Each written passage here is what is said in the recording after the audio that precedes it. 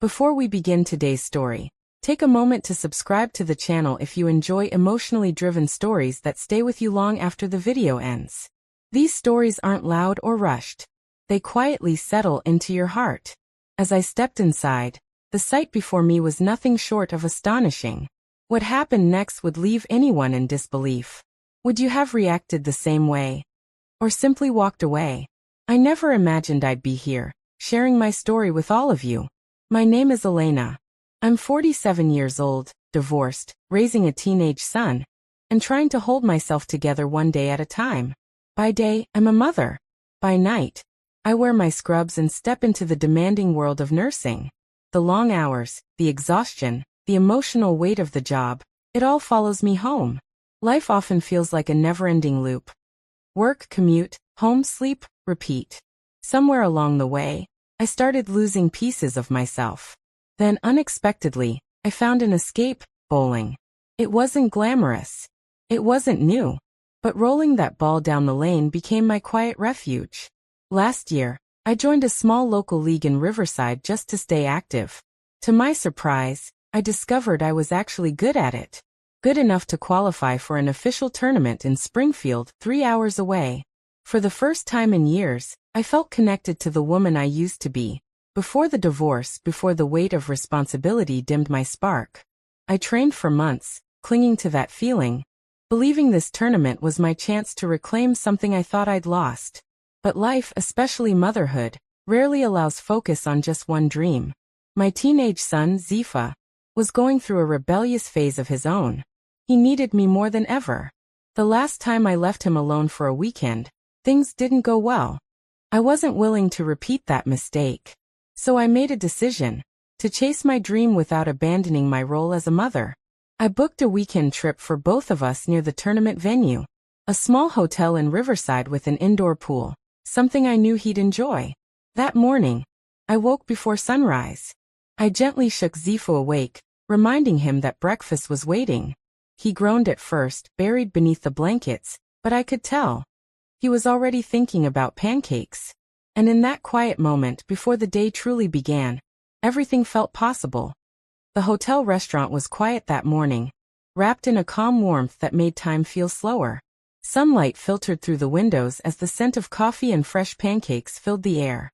Zepha's eyes lit up the moment he saw the buffet. Tall stacks of pancakes drenched in syrup, freshly made omelets, golden eggs, and crispy bacon lined the counters. He filled his plate without hesitation, savoring every bite like it was something precious. I smiled, choosing a simple omelet for myself. We sat there longer than usual, enjoying the rare stillness. No rusing. No arguments. Just a mother and her son sharing an unspoken understanding. After breakfast, I asked if there was anything he wanted to do before I headed to the bowling alley. His face brightened instantly. There was a mall nearby, he explained, Riverside Shopping Center. Inside it was a specialty store he'd been wanting to visit for months.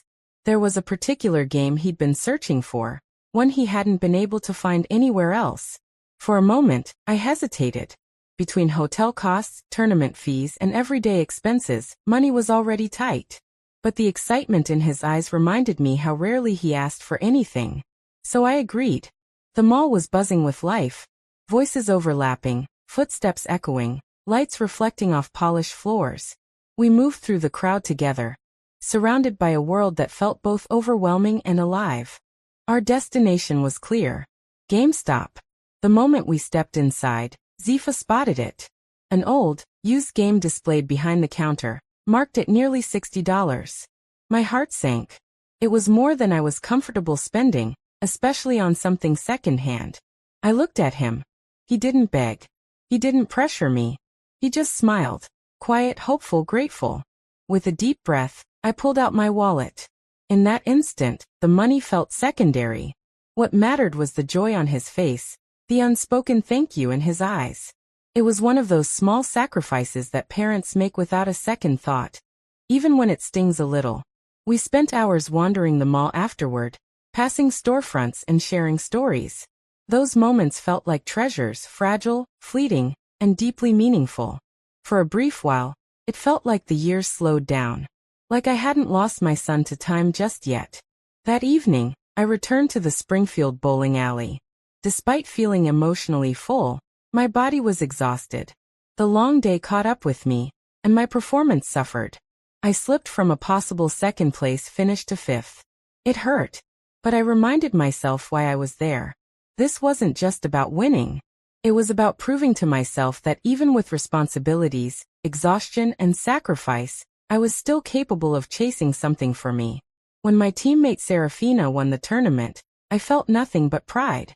Her dedication paid off, and her victory felt like a shared triumph. After the award ceremony, a few teammates suggested we celebrate nearby. I hesitated, unaware that what awaited me next would change everything. The place they chose was quiet, too quiet for a celebration. A dimly lit lounge just a few blocks away from the bowling alley. Soft music played in the background, the kind that blended into your thoughts rather than interrupting them. I almost said no. My body was tired, my mind stretched thin, and all I wanted was sleep. But something in me, a small, restless part, needed one more pause before returning to reality. So I went. Inside, the atmosphere felt heavy with unspoken stories. Laughter came in short bursts, followed by long silences. I took a seat near the edge, nursing a drink, letting the moment pass without expectation. That's when I saw him. He wasn't loud or attention-seeking. Just sitting across the room, shoulders slightly slouched, eyes distant, like someone carrying more weight than they let on. Our eyes met briefly. Then again. It was nothing at first. Just a glance. But sometimes, a single look holds more meaning than words. He introduced himself casually when he joined our table. There was an ease to him, a calm presence that felt unfamiliar, and strangely comforting. Conversation flowed naturally, about bowling, work life. No forced smiles. No pretenses. I learned he had his own past. Losses. Regrets. A life that hadn't unfolded the way he once imagined. And somehow, in that short span of time, it felt like he understood me. That realization scared me. I reminded myself who I was. A mother. A nurse. A woman shaped by responsibility and restraint. I didn't come here for connections. I didn't come here for distractions. So when the evening wound down, I stood up first. I thanked everyone, wished them well, and walked out into the cool night air. My heart was steady, but my thoughts were not. Something had shifted. Quietly, subtly. Back at the hotel, Zepha was already asleep. I stood there for a moment, watching him breathe, grounding myself in the certainty of my life. Whatever I felt earlier didn't matter. He was my priority. Still, as I lay in bed later that night, staring at the ceiling, I couldn't ignore the truth. Some encounters don't announce themselves as turning points. They arrive softly and linger. I didn't know it yet, but that brief interaction was the beginning of something I never planned for. Something that would challenge everything I believed about boundaries, choices, and the cost of emotional honesty. And once the door had opened even slightly, there was no closing it again. Sometimes, the smallest moments quietly change the direction of our lives. If this story moved you, don't forget to like, subscribe, and share your thoughts below.